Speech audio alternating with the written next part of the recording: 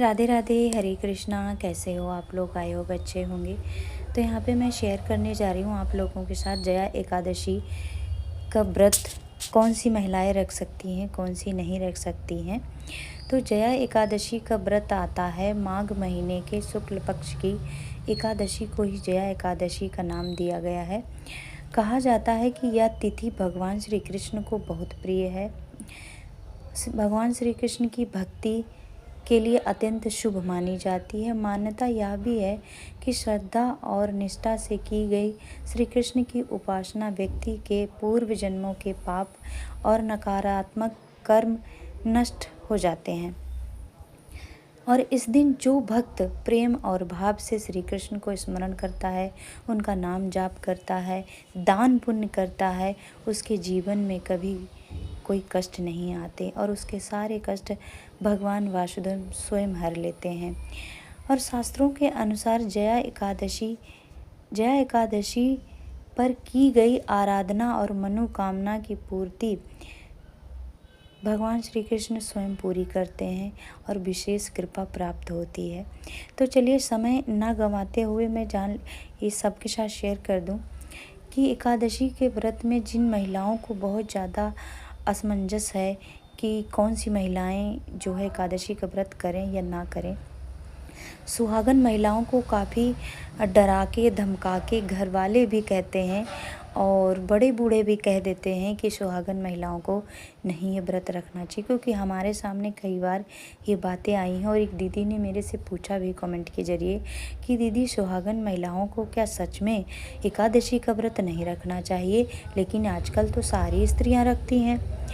तो उनको तो मैंने कमेंट में रिप्लाई दे दिया। तो सोचा कि इस टॉपिक पे मैं वीडियो बना लेती हूँ ताकि सबके नॉलेज में आएगा।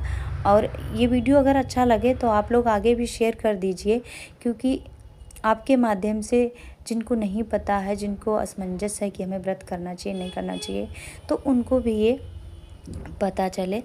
ठीक है, तो चलिए जान लेते हैं कि किन महिलाओं को व्रत करना चाहिए नहीं करना चाहिए।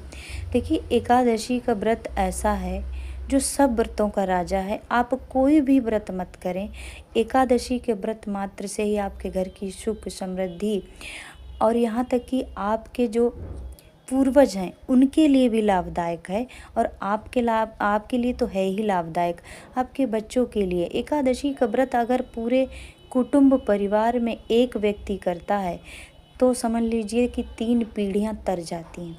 एकादशी का व्रत यूं ही नहीं है कि ऐसे ही किया जाता है, ये 3 पीढ़ियों को तारता है। ठीक है, एकादशी के व्रत की बहुत बड़ी महिमा है, बहुत बड़ी महिमा है। और वैष्णव जन तो इस व्रत को हर्षोल्लास से सेलिब्रेट करते हैं, क्योंकि ये व्रत हमारे श्री हरि विष्णु को बहुत प्रिय है, श्री हरि कृष्ण को बहुत प्रिय है। उनकी प्रसन्नता के लिए वैष्णव जन ये एकादशी का व्रत रखते हैं, उनकी प्रसन्नता के लिए रखते हैं। तो वो इतने प्रसन्न हो जाते हैं कि भक्त की 3 पीढ़ियां तार देते हैं, सुख समृद्धि और सब कुछ मिलता है। अंत में वैकुंठ धाम की प्राप्ति होती है, ऐसा शास्त्रों में वर्णन है। ये वर्णन नहीं है कि सुहागन महिलाएं नहीं रखेंगी इस व्रत को, नहीं जी, ऐसा कुछ नहीं है। देखो, जितने मुँह उतनी बातें लोग करते हैं। अगर आप सच्चे भाव से, सच्चे मन से आप सिर्फ व्रत का संकल्प ही लेती हैं और संकल्प करती हैं, तो आपका व्रत जरूर भगवान श्री कृष्ण श्री हरि विष्णु जरूर स्वीकार करते हैं।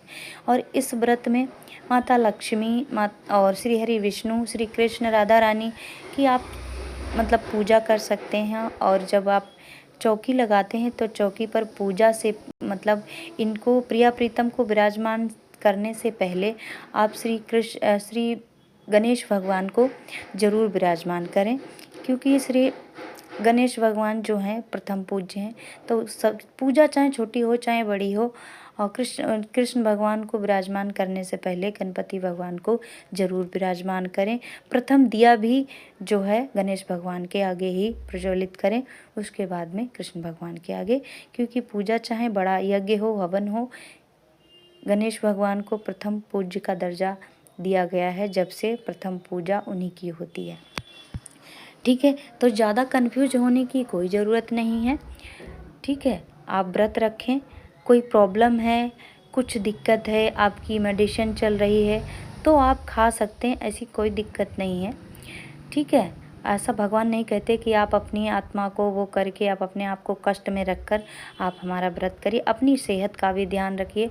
जब सेहत अच्छी होगी तभी हम पूजा व्रत भी कर पाएंगे, है ना। आपको बहुत ज़रूरी है तो आप दवाई भी ले सकते हैं और फल फ्रूट खाकर भी रह सकते हैं, दूध पी सकते हैं। तो चलिए, सबसे ज़्यादा एक जो इम्पोर्टेंट बात है, जो काफ़ी इसके लिए तो काफ़ी कमेंट कई बार आए मेरे पास कि एकादशी पे हम तुलसी क्यों नहीं तोड़ सकते। देखिए, एकादशी पे तुलसी हम इसलिए नहीं तोड़ते हैं क्योंकि एकादशी पर जो है हमारी तुलसी महारानी भी श्री हरि विष्णु के लिए व्रत रखती हैं, उनकी प्रसन्नता के लिए। तो व्रत में जो है वो बिना खाए पिए निर्जला व्रत रखती हैं, इसीलिए एकादशी वाले दिन भी उनको जल नहीं दिया जाता है तुलसी माता को, तो वो कमज़ोर हो जाती हैं। इसी कारणवश तुलसी चयन नहीं करते हैं एकादशी वाले दिन। और द्वादशी वाले दिन उनको जो है दूध और जल ज़रूर, उनको जो मतलब तुलसी के जो पौधा है उसमें जल और दूध ज़रूर चढ़ाएं, धूप दीप जलाएं, लेकिन गलती से स्पर्श ना करें। अगर गलती से भी स्पर्श हो जाता है तो हम पाप के भागीदार होते हैं, हमें अपराध लगता है। ऐसा गुरुजन भी कहते हैं कि द्वादशी वाले दिन जो है नहीं हमें तुलसी चयन करना चाहिए, ना ही उनको छूना चाहिए।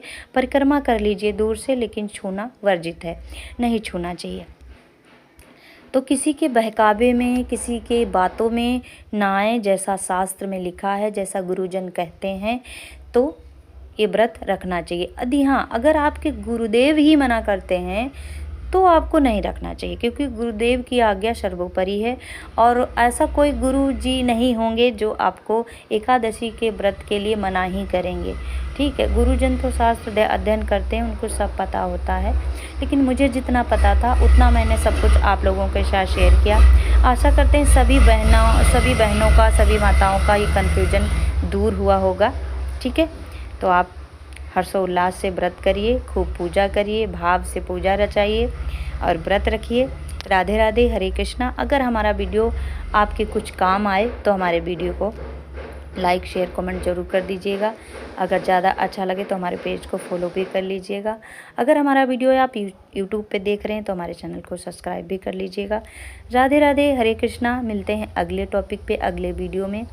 तब तक के लिए राधे राधे, हरे कृष्णा।